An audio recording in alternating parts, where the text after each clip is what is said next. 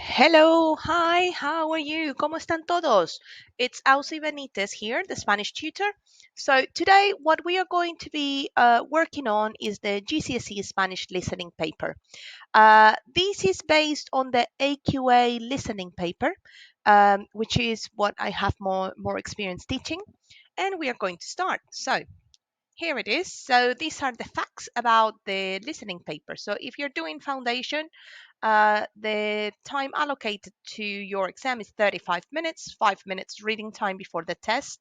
You get 40 marks, and in section A, your answers must be in English, and in section B, your answers must be in Spanish. Now, then we have the higher paper. For the higher paper, you have 45 minutes, 5 minutes reading time before the test. And then you get 50 marks, section A as well in English and section B in Spanish. Now, these are the exam instructions. Now, these are very, very important and are there to help you. Okay, so do not ignore it and do follow it, because then, if you please write your name, write your candidate number, all those things. If you don't write it, you are awarded a mark 0. Okay, so do make sure that you read them through. Listen carefully when the instructions are read out to you. Refer to the instructions at the front of your paper if you need to. Okay, if you need to read something as well. Um, a few pointers. Obviously, listen carefully to the recording. Read every question twice. You will hear every recording twice as well. So a bleep will indicate that the next question is coming up. You can write at any time during the listening, and you need to answer in the correct language. This is so, so, so important. And only write in the spaces provided, okay? Because sometimes what happens is AQA sends the paper to be marked through a computer. So if your answer is not in the right square, is outside the lines, then your answer might not count. So do pay attention with that, okay? Now, in the exam, you do have 5 minutes reading time. But it's a listening exam, isn't it? Yes, but you have 5 minutes reading time to go through all of the paper just before the test start. Now, this is not time to be wasted. So, and there are a few things that you can do in these 5 minutes. Okay, so this is normally this lesson I do it in my class, so that's why it says like talk to the person next to you. But I'm sure we can just go straight to it. So we have there in the 5 minutes reading time, we need to aim to use it wisely. Okay, so for example, the first one, it says here that this activity has been taken, I think, from the 2018 AQA exam series. So it says here, your Spanish friends Rosa and Fernando are telling you about their trip to Mexico. What did they like and dislike about their visit? Okay, so first of all, they would say positive things like lo pasé genial en la playa, sin embargo, eh, la gente era bastante molesta, and so on. So they won't necessarily use me gusta or no me gusta to indicate positive or negative. Okay, so you do need to listen carefully and learn your vocabulary in order to be able to understand the scripts for the listening. Okay. Um, Here you have a few lists that you can have a look for the activities while you're doing your 5 minute reading time. And then, for example, just go through, okay, so how do we say beaches in Spanish? So it's playas, cultural facilities. It remember it's not going to be facilidades. Okay, so same thing for leisure facilities. Okay, leisure is always ocio or tiempo libre. Okay, uh, then you have those other things. So let's move on. So then just go through it and see whether you can remember those words. Now, then it says 5 minutes reading time. Again, use it wisely. Look closely at the question works, specifically in section B, when they are all in Spanish, okay? From the questions, try to predict what kind of words you will be listening for. So, for example, if you have the question ¿cuántos?, it will be asking for a quantity, for a number. ¿Cuándo?, it will be asking for a date or time. So, when is something happening. If you're asked to give a reason for something, the recording will usually include the word porque or ya que, o por eso, okay? Then we have the one other thing to pay attention to is how many marks are allocated for the activity. Now, here it says research on smoking. So at the moment, what are the two benefits of the ban on smoking in public places? Okay, so the answer has to be in English, and they are asking you for two benefits. Okay, so it is worth 2 marks. Therefore, you need to make sure that you write one benefit in number one and the second one in number two.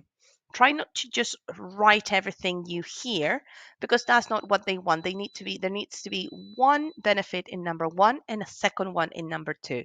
Okay, don't just like drop everything you hear and then hope that they will give you the marks for it. Okay, now then we have use the reading tone to identify when section D starts. This is when the questions and answers will be in Spanish, okay? Remember, if you answer them in the wrong language, you will get no marks, okay? Now, perhaps just fold over the corner of the page as a reminder, okay, that you need to start writing in Spanish, okay? Now, what types of questions would you expect, okay? You have by the time you do your Spanish GCSE listening exam, you will have plenty of experience in listening for the textbook, listening, having done your mock exam. Okay, so what types of questions can you expect to find in a listening paper? Okay, so we have, for example, this is the typical positive and negative opinions. Okay, so you need to make sure you put P for positive, N for negative, and P plus N for positive and negative. Okay. So do pay attention. Again, every single square needs to be filled. Now, I know this is not kind of like a smart advice, but do not leave blank spaces in your exams. I always say that to my student. Even if you have no clue, write something, obviously relevant, into the gaps because then you have some percentage that you might get it right. If you leave it blank, you just lose the marks. Okay, so do please make sure. I know it's playing a game, and that's what you need to do. Okay, here we have positive, and negative. Now, for these type of questions, you need to be able to recognize a range of positive and negative opinions, phrases, and adjectives. Okay, so you can say, for example, importante, interesante, educativo. You can have negative, adictivo, molesto, and a few other things. Okay, me gusta, no me gusta, the typical one. Sometimes they will just give you a statement and then they would say, sin embargo, well, introducing either a positive or a negative opinion that is contrasting with what they are saying. Okay, so it is important, as what I just said, so it is important to use the right connectives. Okay. Um, Connectives can illustrate whether someone is sticking to the same opinion, either positive or negative, or if they are using contrasting opinions. Okay. Now, then you have some example. Again, I believe this has been taken from the 2018 series. So we have there, los vecinos valoran mucho los espacios verdes y apreciarán los parques y jardines. En cambio, todavía faltan espacios de aparcamiento.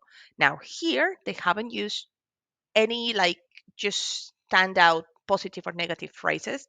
They use en cambio. En cambio is kind of like however.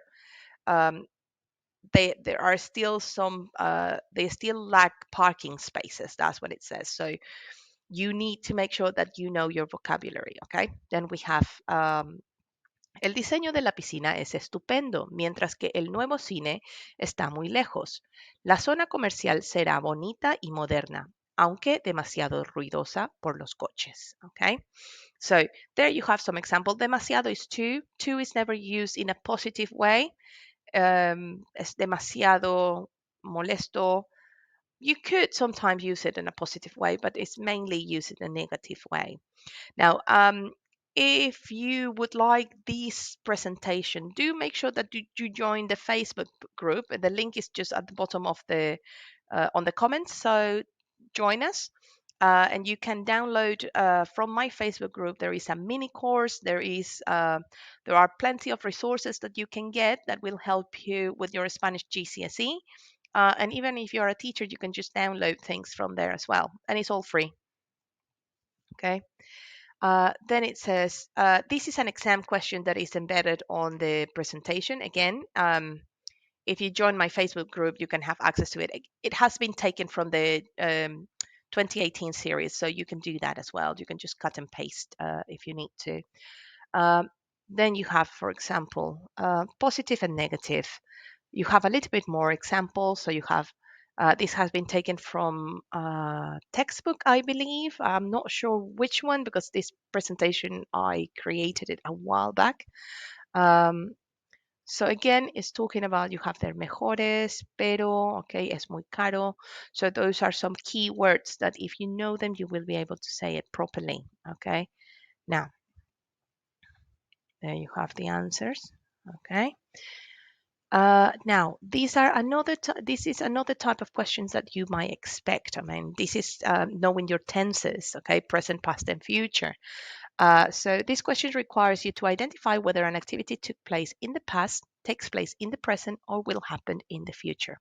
Okay, so look at the example as well. So en el pasado, dejar las ciencias. Again, never leave the verbs out of these sentences because of these phrases. Because if you, for example, if you just put las ciencias, this is the example I'm talking about, but if you only put las ciencias, they will not give you a mark for that because what did they do with las ciencias? Okay, you must put a phrase that contains a verb. Okay, now then you have here for this type of questions you need to be able to recognize different time markers and also use verb endings to help you identify which tense is being used. How many time markers can you think of? Okay, so then you have some examples here. Okay, so in the past, all of those verbs as well, present, okay, and future, okay. Me gustaría, obviously, is there as well for the future, okay. Now, again, this is an example of a listening that you can do. Again, just you can have access to this whole resource just by joining my Facebook group, okay. And here you have the example, okay. So, hacer equitación en el pasado, ahora, en el futuro. Okay. All of the answers include a verb. Make sure you include a verb if you have this type of questions in the real exam. As I said, you will not be given a mark if you don't actually put the verb in the square. Okay. And here you have some examples. Okay. These have been taken from a different book, I think, not an exam paper. So I can't actually remember very well which book this has been taken from. Okay. Here again, just giving you some example. Okay. And then you have here the multiple choice ones. I mean, this has been taken from an exam. And it says this question requires you to listen to the information and then choose from a range of possible answers. The answer is often just a letter. Okay. So then you have their answer in English. Make sure that you always read the title. What will Irene not accept as a donation? And then you have it there. What is Irene hoping to do? And then you need to actually choose one of the options that you're given. Oops. And make sure you put it in the box. Okay, good. Then the multiple choice. So for this type of questions, you need to be able to choose the correct option out of the possible answers. Be careful, the exam will contain distractors to try and catch you out. Now, for example, the question might be, what type of film does Juan prefer? So in this answer, Juan might say, me gustan las comedias, pero prefiero películas de horror. In this case, you would need to be careful to not just choose comedies as soon as you hear it mentioned. Okay, listen to the answer in full and then make your choice. Okay, don't just jump and then do that and then you start thinking through it and you realize you made a mistake. Okay, here you have a sample one again that we're not going to be doing now, but you can have access to it through joining my Facebook group. Okay. And then I just give you an example there in another advice as well. Do not assume that just because a letter has been used once, it cannot be used again. So this logic does not work. Okay. And then we have the multiple choice. Um, so remember to watch out for any distractors. They will not use the exact same language as in the answers. So you need to be able to recognize different ways of saying the same thing.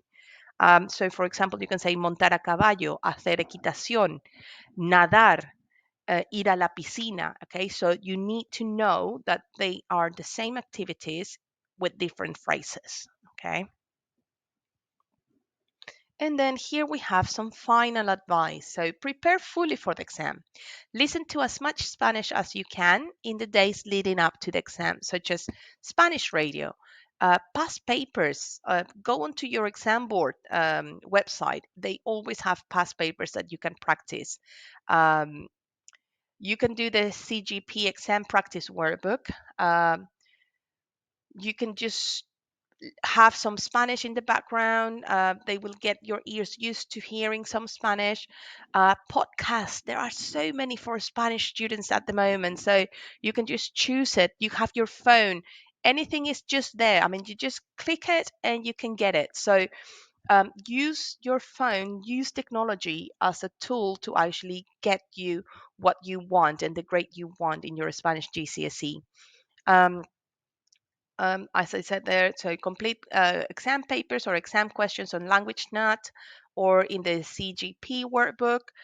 This will give you lots of experience of the different types of questions that you will encounter in the exam. Remember to know all your questions words. ¿Qué? ¿Por qué? ¿Cuándo? ¿Cuánto? ¿Cómo? ¿Dónde? ¿A dónde? ¿Para qué? Okay, you need to remember all of them. Okay, stay calm in the exam. You do not need to understand every single word, although we want to.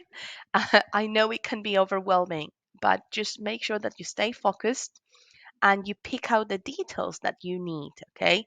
And always just walk into the exam knowing that you are going to do your best. And when the exam is finished, know that you can be proud of yourself for achieving the best you could in the exam, because that sometimes is a victory for some students. Okay, revise vocabulary. Is there a topic area you feel less confident in? So use LanguageNet or Quizlet to recap core vocabulary. So remember, you need to know your numbers. Okay, this is very important. I mean, there are students who in year 11 they still get confused with seis and dieciséis, 60, 70. Okay, do remember because they do come up once in a while. There is also, I will be doing a list of words that tend to always come up in exams. Some of those are ayuntamiento, alcalde, cuchara. Um, just there are some words like zona peatonal. They are some of the vocabulary that always tend to come in the exams, not only in the listening, but in the GCSE paper in general. So ayuntamiento is city hall, alcalde is mayor, zona peatonal is like pedestrian crossing, pedestrian area. No, it's not pedestrian crossing, it's pedestrian area, like street. Um, then it says also try to revise a range of synonyms so that you know different ways of saying the same thing. What I mentioned to you before, you can say el fin de semana pasada hice ciclismo con mis amigos, or el fin de semana pasada monté en bicicleta con mis amigos. Okay, those are easy ways to make sure you expand your vocabulary. Okay. So, and that's it. So, I hope you really find this useful. And do join us on my Facebook group. You're not going to be disappointed. There are plenty of things that you can benefit from. I also do lives on Tuesdays. So, if you have any questions, if you have any pressing matter um, that you want to talk about, you can just leave me a note, leave a comment there, and I will try and help you. Okay. So thank you very much. Muchas gracias. And here is Auxi Benitez, the Spanish tutor, just saying adios. Gracias.